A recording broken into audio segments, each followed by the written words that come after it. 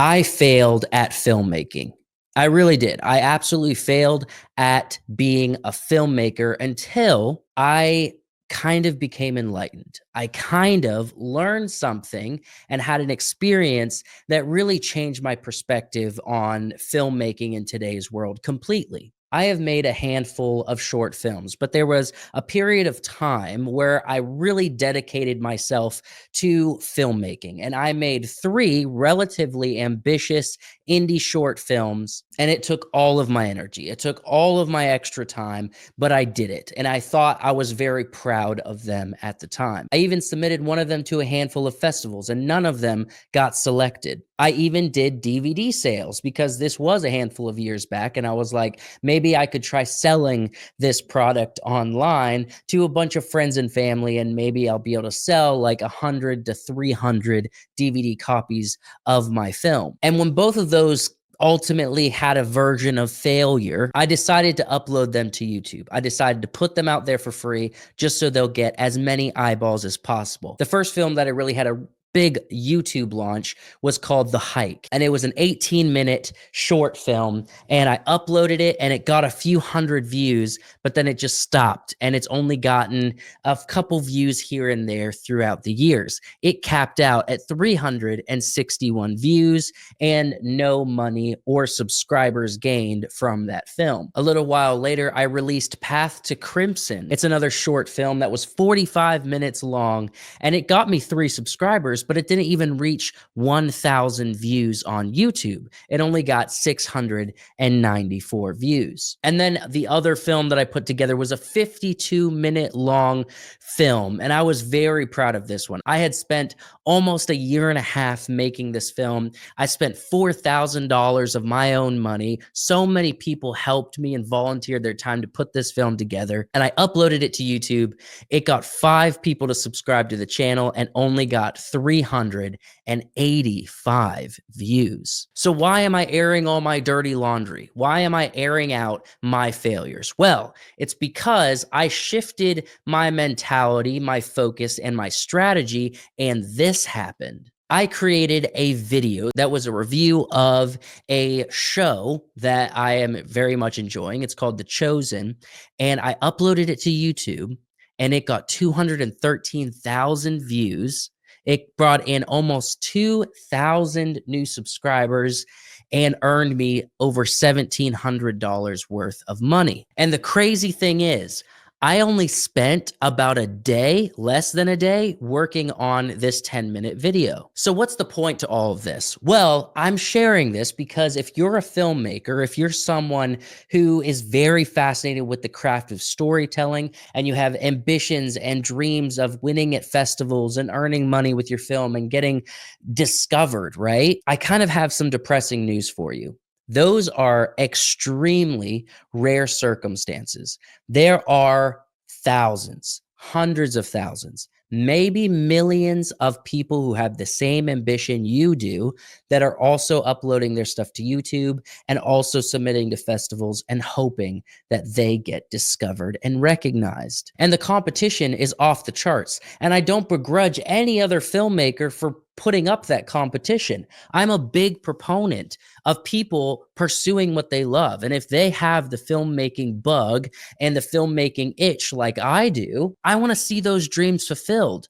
But we have to look at reality and come up with a strategy that is going to benefit us, that is going to grow our potential viewership for our hard work. So the point of all of this is I am proposing that filmmakers need to slow down and start producing low effort content. And what do I mean by low effort content? Really what I'm talking about is YouTube content. And I've been on YouTube creating regularly for probably about 4 years now on a couple different channels. My priorities, my structure, my strategy has shifted over the years. Even the types of videos that I make have shifted over the years. But what's fascinating is even though I don't have a super successful channel, and even though I only have one very large success story, I do believe this is the key to winning as an indie filmmaker, to winning and getting a version of being discovered that you've always hoped and dreamed for. And if you're a filmmaker, I'm sure you either are already on YouTube creating content, or you're looking at YouTube and saying it's a very specific kind of creativity, a very specific kind of work and frequency of uploading that I would have to fall into to do it. And I'm just very cautious about joining the crowd. If that's you, I hope this video is enlightening and gives you the extra little bit of motivation you need to do what's best for you. I truly believe that long form content on YouTube for filmmakers in 2025 and probably the next 10 years, maybe 20 years, is going to be the best path to success for people with filmmaking dreams. So let's break down exactly what uploading regularly to YouTube would provide you as a filmmaker instead of pouring all 100% of your energy into making films, short films, and putting a lot of attention onto places like festivals and distribution and whatnot. I think the biggest area that a place like YouTube can benefit you is that you are going to start to build a very strong understanding of video marketing. And that video marketing is actually very similar to film marketing in many ways. So you have a title, you have a concept, a premise, and you also have a thumbnail. And all of these things goes into filmmaking marketing, and it crosses over. The skills literally cross over into YouTube. You also are probably going to get a better realistic understanding of what success looks like. Because if you're a filmmaker and you don't really have any kind of regular, litmus test online through video content, you're not really sure what's going to happen. Like me, I created 3 very ambitious short films on my dime, and it took years to do. And I thought that if I just created really good films and I just created as high quality looking films with the most interesting story, that people are going to show up and watch it because it's just so good, and I'll get hundreds of thousands or millions of views. And obviously, it didn't turn out that way. But I didn't really have a very clear understanding of what success for a video on YouTube or even on the internet looks like. I didn't have a very clear, realistic understanding of what to expect. And so I was operating in ignorance. And I think in a lot of ways, in today's world of distribution and long form content on YouTube, if you are not testing ideas and not seeing what the market does and how it reacts and how many views translate to a certain amount of money, how to get into the psychology of people's viewing behaviors and learning how to hack it in the right way so that they'll watch your video and then feel fulfilled when they finished your video, then you are kind of operating in ignorance just like I was. Another beneficial area to building a YouTube channel as a filmmaker is that it builds your influence. You start to grow an audience that is literally going to be there, ready and willing to watch your film when it comes out.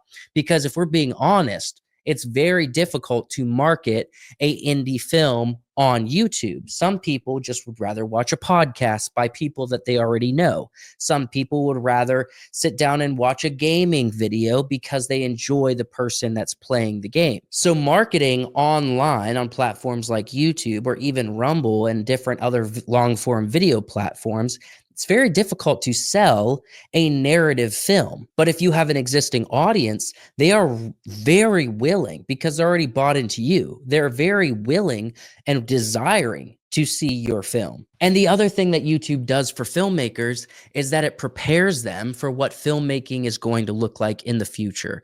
If you go to film school, that's not going to prepare you. It'll teach you some of the legacy ideas and principles and how-tos to filmmaking, and that probably benefits people in some level. But if we're being honest, all that same information is given away for free on YouTube. And all these people that are trying to sell young kids, students, to come to their university and take out student loans to learn information that's readily available to them for free online, it's really kind of a scam. I think the only thing that you could possibly get out of film school is making connections to be able to be on set more or get a job in production of some sort. But if you went to film school and you came out and you're not utilizing those connections, then I would say it was kind of a bust. And I'm not trying to be harsh. I'm just being honest with you. The legacy system that set up to teach and employ the filmmakers of the world that's been around for well over 100 years is just fundamentally changing.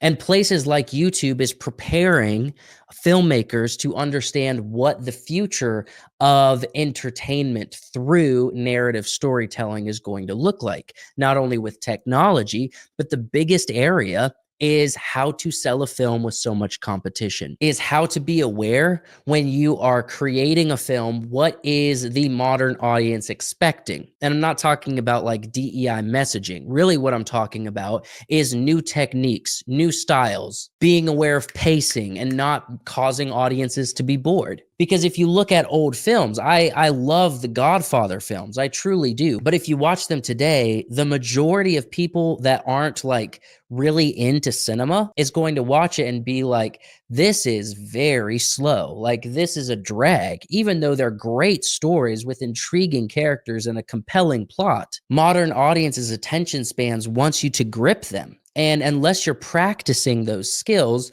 you might end up with a film that you spent all of your money and all of your time over the course of years to create, and it's just not well received because you are operating in ignorance. And so this would be my challenge to you.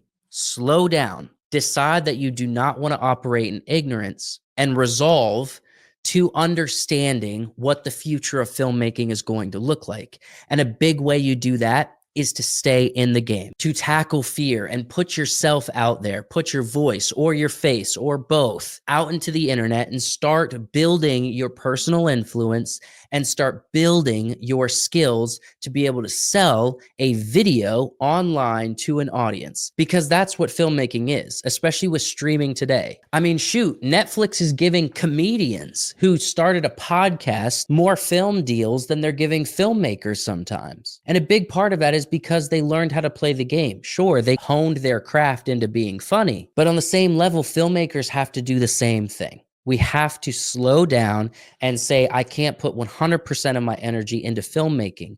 Make sure that you are diversified between creating content to understand the audience and creating films to sharpen your skills based on what you learn from creating that low effort content regularly. And along the way, you're probably going to have successes like I have and earn a little cash on the side.